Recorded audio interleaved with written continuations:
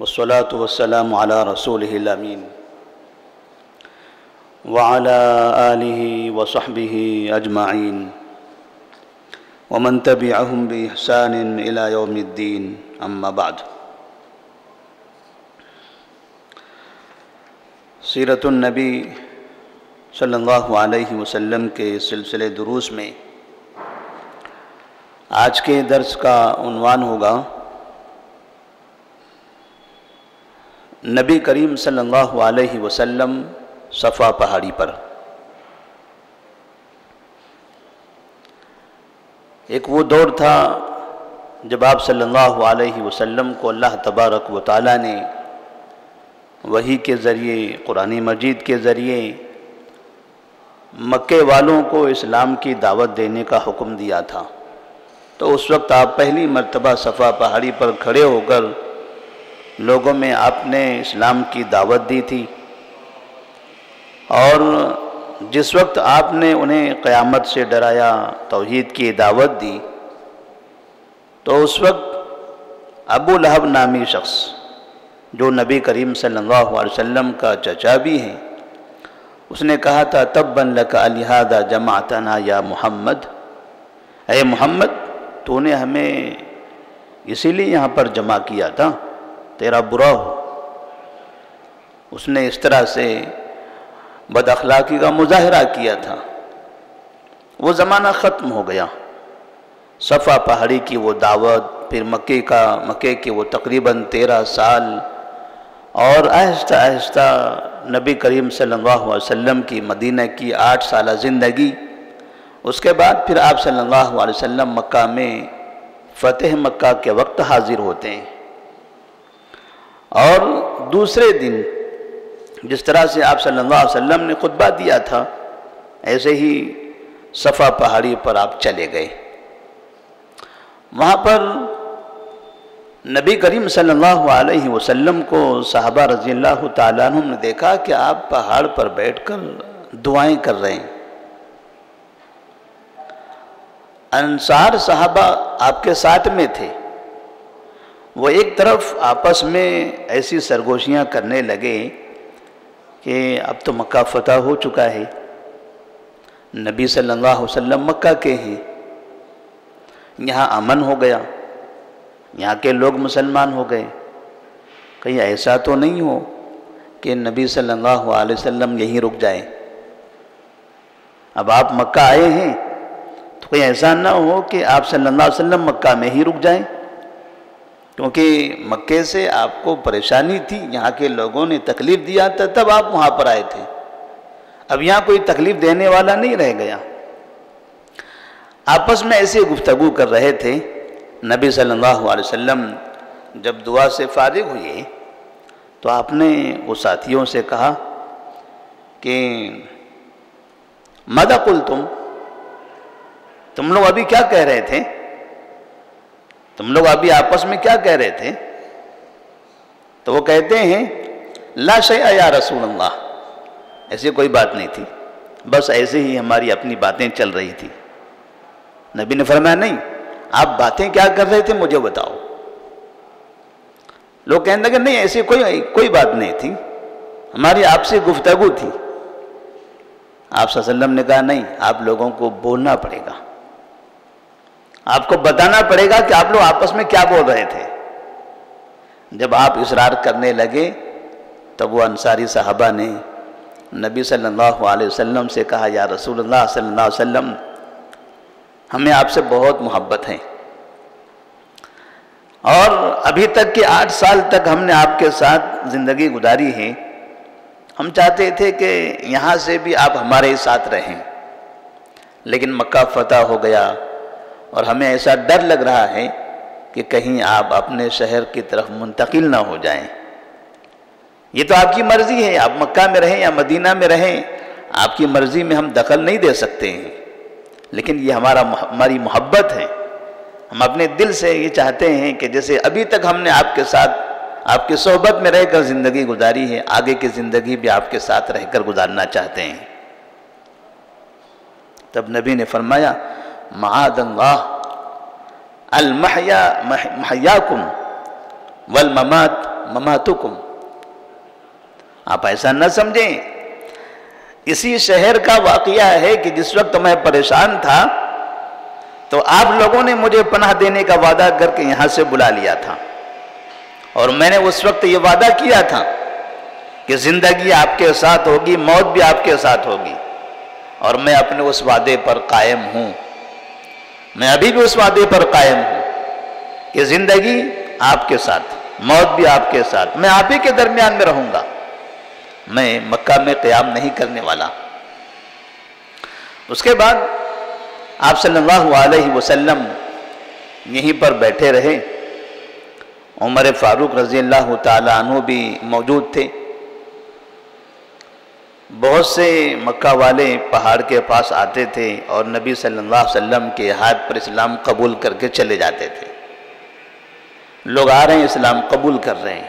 लोगों को अब समझ में आ गया कि जिन बुतों को, जिन माबूदों को हम अपना मददगार समझते थे, जिनके बारे में हमारा ये तसव्वुर था कि ये हमारी मदद करने वाले हैं, ये हम हक पर हैं, आज हमें अंदाज़ा हो गया कि हम हक पर नहीं थे और हमारे वो माबूद वो धोखेबाज थे। वो बुत जिसकी हम इबादत करते थे, इस सब से हमें धोखा हुआ है। और वो आकर नबी सल्लल्लाहु अलैहि वसल्लम से आकर बयात करते हैं, और आप सल्लल्लाहु अलैहि वसल्लम उनसे इस बात पर बयात लेते हैं कि हर हालत में तुम मेरी इताअत करोगे। जब मर्द आए, इस्लाम कबूल किया, नबी से इताअत पर बयात ली, चले गए। फिर औरतें आई, औरतें भी आ गई और उन्होंने भी चाहा कि नबी करीम सल्लल्लाहु अलैहि वसल्लम से बयात लेने।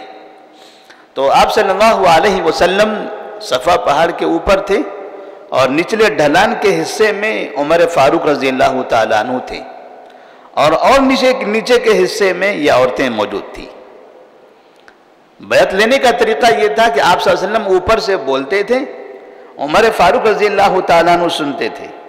फिर उमर फारूक रज़ी अल्लाह ताला अन्हु नबी का पैगाम औरतों के दरमियान बुलंद आवाज़ से पेश करते थे।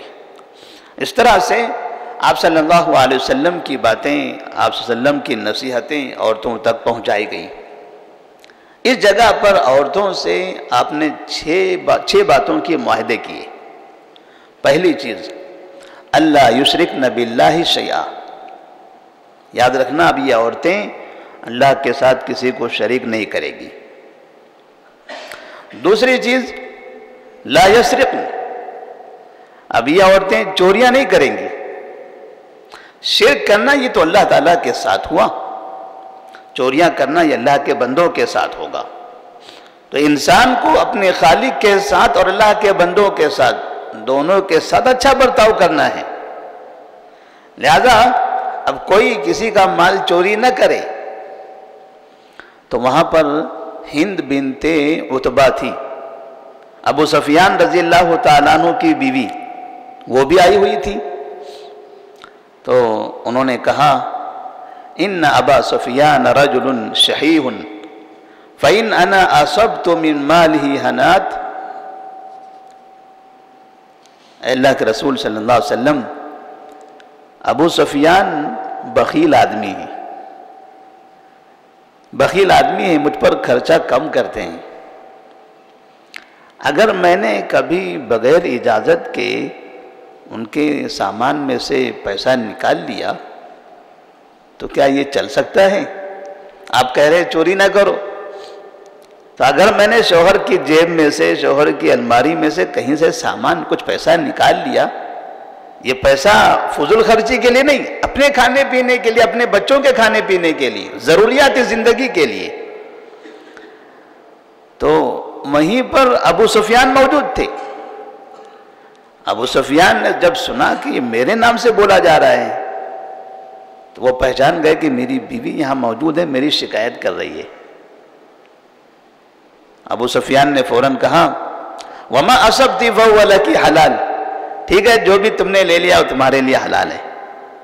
अच्छा हुआ बता दिया, पहले तो नहीं मालूम था आप लेती थी। आज भी, आगे भी अगर तुम अपनी ज़रूरत के हिसाब से कोई चीज़ लेना चाहती हो, तुम्हारे लिए हलाल है। फ़ज़हिक रसूलुल्लाह सल्लल्लाहु अलैहि वसल्लम व अरफ़हा। نبی صلی اللہ علیہ وسلم نے یہاں پر میاں بیوی کی یہ باتیں سنی تو آپ ہنسنے لگ گئے، اور آپ نے ان کو پہچان لیا۔ ابو سفیان کو تو پہچانتے ہی تھے، ہند بنت عتبہ کو بھی آپ نے پہچان لیا، کیونکہ آپ کو نہیں پتا تھا کہ وہ عورت آئی ہیں۔ تو آپ نے فرمایا انک لہند، آپ ہند ہیں؟ تو اس نے کہا ہاں نعم۔ فاعف عما سلف یا نبی اللہ عفا اللہ عنک۔ جیسا کہ صاحب الرحیق المختوم علامہ صفی الرحمن مبارک پوری رحمہ اللہ نے ہند بنت عتبہ کا جو واقعہ نقل کیا تھا، اس سے پہلے اس کا ہم نے ذکر کیا جنگ احد میں، تو ہند بنت عتبہ نے جو حمزہ رضی اللہ تعالیٰ عنہ کے ساتھ جو سلوک کیا تھا، اس کی وجہ سے وہ اپنی پہچان نبی کے سامنے پیش نہیں کرنا چاہتی تھی، لیکن یہ گفتگو سے، اس میاں بیوی کے درمیان آپسی گفتگو سے آپ پہچان گئے۔ آپ نے پوچھا کہ آپ ہند ہو؟ انہوں نے کہا ہاں، اور ساتھ میں یہ بھی کہہ دیا فاعف عما سلف یا نبی اللہ عفا اللہ عنک، اے اللہ کے نبی صلی اللہ علیہ وسلم جو ہو گیا اس کو معاف کر دیجئے، جو ہو گیا اسے معاف کر دیجئے، ہمیں بھی افسوس ہے، ہمیں بھی یاد ہے وہ ساری چیزیں، کہ ایسا نہ ہو کہ پھر اب یہاں کوئی مسئلہ ہو جائے، آپ معاف کر دیجئے ہمیں، اللہ تبارک و تعالیٰ آپ کو معاف فرمائے گا۔ اس کے بعد آپ نے تیسری بات کہی ولا یزنین، عورتیں زنا نہیں کرے گی۔ تو ہند بنت عتبہ پھر کہہ پڑی، انہوں نے کہا او تزنی الحرہ، کیا آزاد عورت بھی زنا کرتی ہے؟ کیا آزاد عورت بھی زنا کرتی ہے؟ اس کا مطلب یہ ہوا کہ ابو سفیان کی بیوی ہند بنت عتبہ یہ بتانا چاہتی ہیں کہ زنا کرنے والے جو لوگ ہوتے ہیں وہ اچھے قسم کے لوگ نہیں ہوتے، وہ معاشرے کے محترم اور معزز لوگ نہیں ہوتے۔ آزاد اور غلام میں فرق ہوتا ہے۔ کیا آزاد عورتیں بھی زنا کرے گی؟ ابھی تک وہ کفر پر تھی، اب وہ اسلام میں داخل ہو رہی ہیں، تو زنا کو اتنا عیب دار سمجھ رہی ہیں۔ اس کا مطلب یہ ہوا کہ زنا یہ برائی پہلے بھی عرب میں عیب مانی جاتی تھی۔ کبھی ہم عربوں کے حالات سنتے ہیں تو لوگ کہتے ہیں شراب عام تھی، زنا عام تھا، فلاں عام تھا۔ یہ عام ایسے عام نہیں تھا، یہ جیسے ہمارے پاس بھی ملک میں ہے نا، کئی جگہوں پر کہتے ہیں زنا یہاں پر عام ہے۔ کہاں عام ہے؟